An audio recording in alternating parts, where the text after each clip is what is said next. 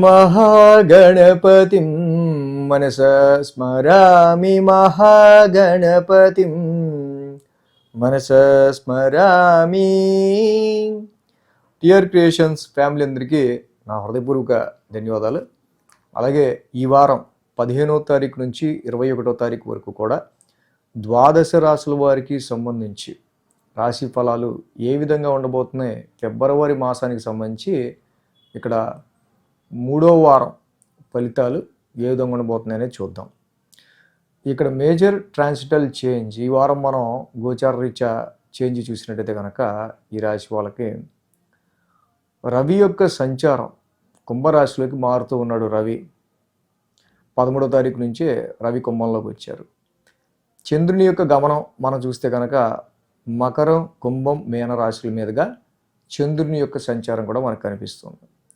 కాబట్టి రవి యొక్క మార్పు, చంద్రుని యొక్క గమనం ఆధారంగా, అలాగే మిథునంలో ఉన్న వక్రంలో ఉన్న గురుడు, సింహంలో ఉన్న కేతువు, ఉచ్చలో మకర రాశిలో ఉన్న కుజుడు, అలాగే కుంభరాశిలో బుధ, రాహు, శుక్రుల యొక్క యుతి, ఇక మీనంలో శని యొక్క సంచారం, వీటి ఆధారంగా ఈ గ్రహాల స్థితి ఆధారంగా ఈ వారం ద్వాదశ రాశుల వారికి ఏ విధంగా ఉండబోతుంది అనేది మనం ఇప్పుడు చూద్దాం. మీన రాశికి సంబంధించి చూద్దాం. మీన రాశి వాళ్ళకి సంబంధించి మనం చూస్తే కనుక ఈ రాశికి మెయిన్ యోగిస్తున్న గ్రహాలు షష్టమంలో కేతువు యోగిస్తూ ఉన్నారు, లాభంలో కుజుడు ఉచ్చ స్థితిలో యోగిస్తూ ఉన్నారు, శుక్రుడు వ్యయ స్థానంలో యోగిస్తూ ఉన్నారు. సో ఇలా 3 గ్రహాల యొక్క అనుకూలత మీన రాశి వాళ్ళకి కనిపిస్తూ ఉంది. సో మనం చూస్తే ఈ వారం వీళ్ళకి 11, 12, 1 స్థానాల మీదుగా చంద్రుని యొక్క సంచారం అనేది స్టార్ట్ అవుతుంది. ఎప్పుడైతే 11th హౌస్ నుంచి చంద్రుని యొక్క సంచారం మీన రాశికి స్టార్ట్ అవుతూ ఉందో, సో ఇక్కడ ఆ 11th హౌస్లో కుజుడు యోగిస్తారు, చంద్రుడు కూడా ఉన్నారు. సో డెఫినెట్లీ 9th లార్డ్ లాంటి కుజుడు ఉచ్చ స్థితిలో లాభస్థానంలో ఉండటం ఒక మంచి స్థిరమైన నిర్ణయంతో, మంచి ఆరోగ్యంతో మీరు ఇనిషియేటివ్గా తీసుకుని ముందుకెళ్ళే వాటిల్లో 9th house which represents actually long journeys, higher education, father. So లాభస్థానంలో ఉన్న ఈ యొక్క కుజుడి యొక్క సంచారం definitely it will give good results in about long journeys విషయంలో అయినా. And 9th house which represent pure luck and ఫార్చ్యూన్కి సంబంధించిన విషయాల్లో కూడా తప్పకుండా లాభంలో ఉన్న కుజుడు కొంచెం భూలాభాన్ని కూడా ఇస్తాడు డెఫినెట్గా. అయితే 11, 12, 1 స్థానాల మీదుగా చంద్రుని యొక్క సంచారం ఉంటాం. ఆది సోమవారాలు, గురు శుక్ర శనివారాలు ఈ రాశి వాళ్ళకి చంద్రబలం కూడా అనుకూలంగా ఉంది.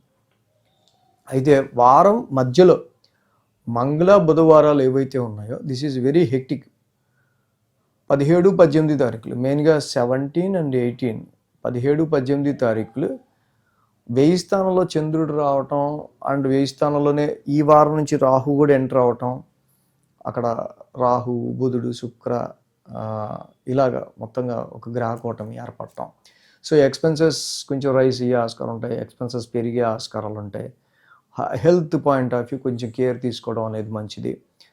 సో ఇక్కడ జనరల్గా చంద్రుడు కూడా కొంచెం వ్యయ స్థానంలో ఉంటున్నారు కాబట్టి, మళ్ళీ ఆ రాశి అధిపతి రాశిలోనే ఉన్నారు కాబట్టి కొంచెం టెన్స్డ్ మైండ్ అనేది ఉండటం, అంటే విత్ ఒత్తిడి వల్ల ఏర్పడే టెన్స్డ్ మైండ్ ఇది మనకి ఎక్కువగా కనిపిస్తూ ఉంది. మంగళ బుధవారాల్లో రవి, రాహు లాంటి గ్రహాలు ఇక్కడ యాంప్లిఫికేషన్ ప్లానెట్ రాహు రవితో కలిసి ఉండటం వల్ల ఇక్కడ సమ్టైమ్స్ ఈ షష్టాధిపతి వ్యయ స్థానంలోకి వెళ్ళిపోవటం వల్ల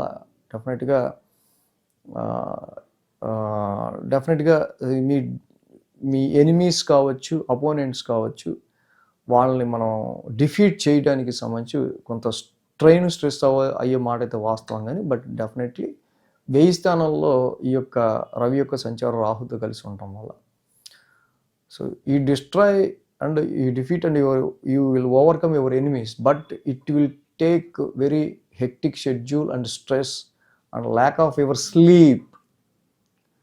అంటే మనకి ఇక్కడ నిద్రను కూడా ఇంపాక్ట్ చేస్తాడు. రవి 13వ తారీఖు నుంచి ఎంటర్ అవుతున్నాడు కాబట్టి మంగళ బుధవారంలో ఎక్కువ ఉంటుంది.